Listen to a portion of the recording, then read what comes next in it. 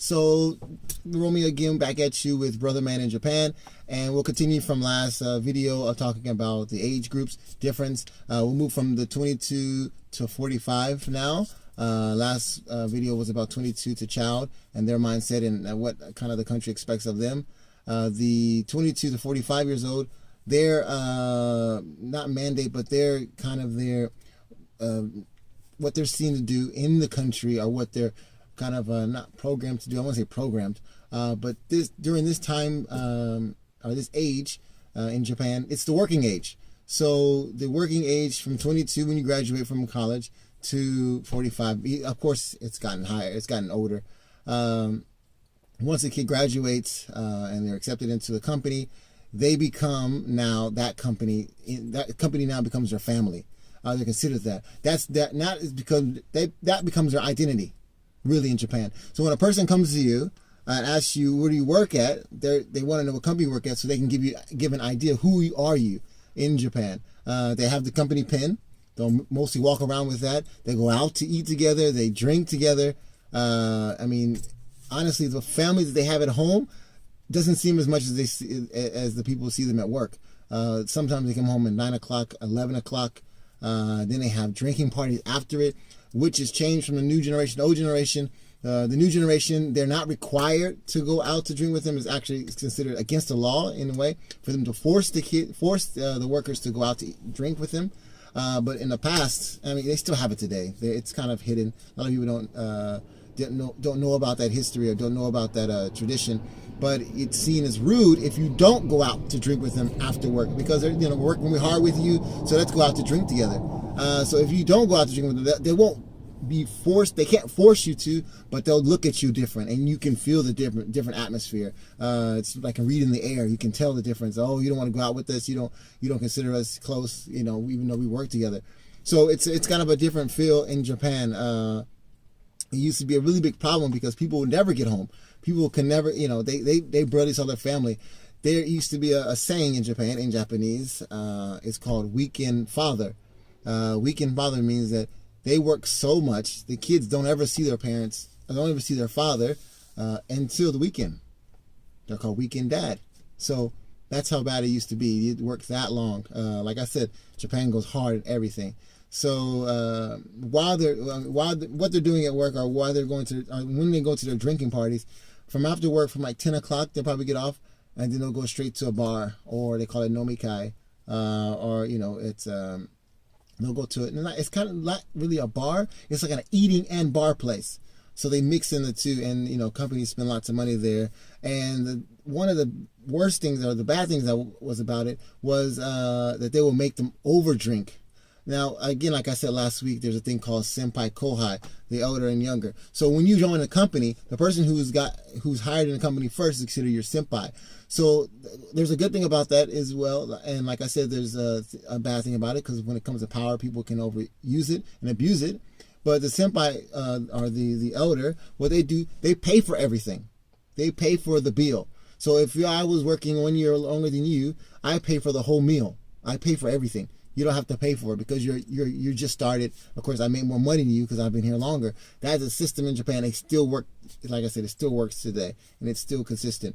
So the senpai kohai thing, and the kohai has to pay for everything. Now, like I said, people abuse power. So what they would do is, because they know they're paying for it, and a person under them knows they're going to pay for it, they can say, well, you have to drink more because I'm paying for you to drink more. Drink, and you can't refuse it. That is another thing in Japan. You can't refuse it. I used to work as a bartender here in the city, and in America, I don't know if it's true or not, but the bartender is not allowed to drink because you're serving drinks all day. I heard something like that. But in Japan, it is considered rude if the customer buys you a drink, because that's what they'll do. They'll buy you a drink almost every time.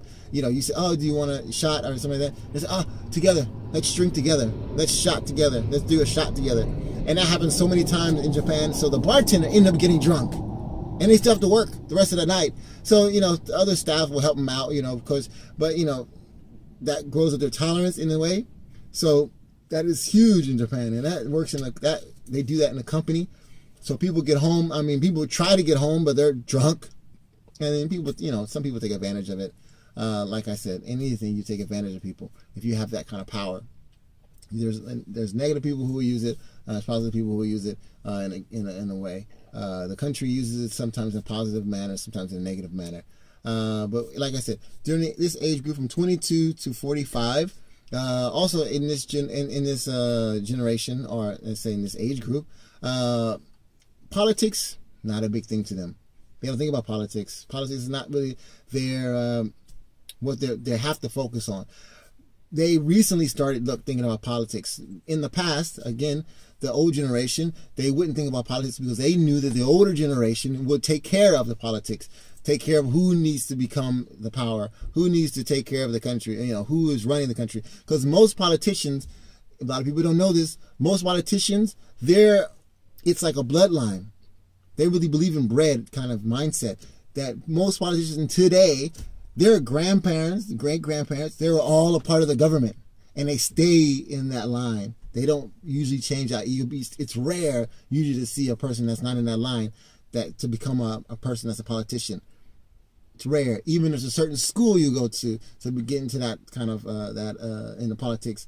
Tokyo University. Tokyo University is known for almost all the people that are going to be a politician have gone to that university, unless you're in a certain, maybe in the countryside and stuff like that.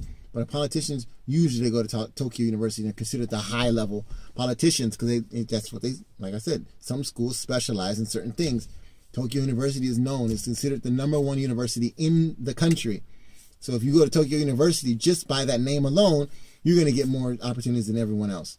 There are, they rank. I mean, like a Yale or a Harvard, something like that. But of course, you can do things going to other schools, Stanford's. And there's so many different type of schools. Level is kind of, it's kind of blended together in certain things. But in Japan, everyone knows the ranking. Tokyo University is first, Kyoto University is second, and then it just kind of goes down from there. There's Waseda and there's another Tokyo University and stuff like that.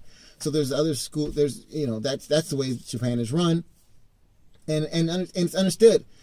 This is from the old generation and the new generation. A little bit change in the new generation is the new generation. They're a little bit oriented. When Obama came out and it was going for presidency, a lot of younger generation, like I said, the 22 to 45-year-olds, they became more interested to hear about politics. They became more interested in what's going on politically.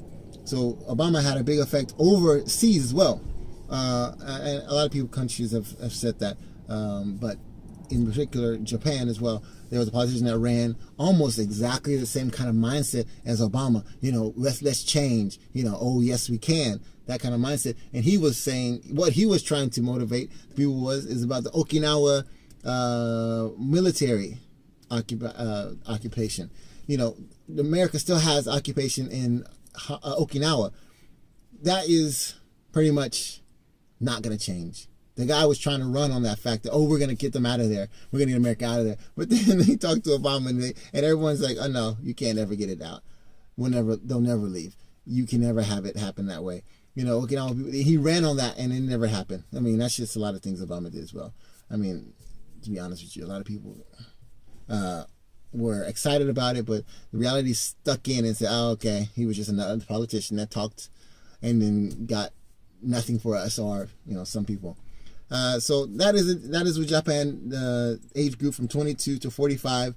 There's a lot of things that are a little different, a lot of things that are different, but in the main core, those are some things you'll notice. Politics, more people think about it more in this age group, when before they never thought about it. Is all the empire in regards to the senpai and kohai, the elder and the subordinate. You can't force your power onto them, and what they call it is power harassment. That has changed a little bit. The government looks, not the government, but it's not seen as a positive thing anymore, where in the past you can just go crazy without your power, just being 1 year older or being 1 year higher, before anyone else. Men were mostly in the jobs, which is, I don't think there's nothing wrong with that, of course, but now the generation, like I said, is decreasing or declining. Women have to start working. So that has now affected the country in the sense of now women are becoming more worker oriented in Japan. Women have always been working in Japan. I mean, women do a lot of things. And that's how the country runs so well. Country is very efficient, very, economic wise, they'll never be down. America owes them money. I mean, yeah, America owes Japan money. They're never, even though America deposited money to them after the war because of what they destroyed, after they gave them that deposit, they've never had to owe anyone else again. So Japan has always been a top in regards to when it comes to finance. So for Japan, what I want to say is that the women have now become more work-oriented.